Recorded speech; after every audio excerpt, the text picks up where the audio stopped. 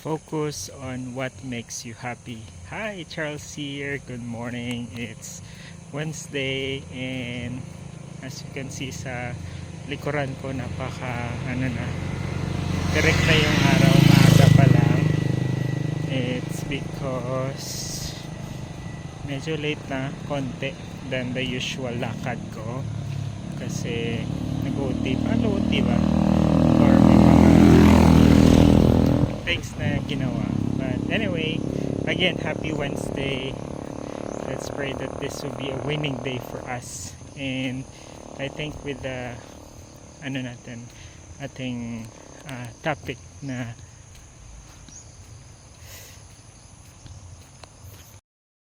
on what makes you happy.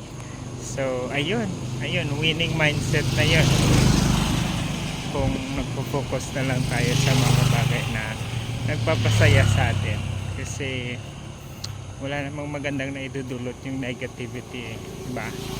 So let's just focus on what makes you happy, finding joy in those little things, diba? Let's say today kakain ka ng masarap, matamis, so then yun na yun, goods na yun.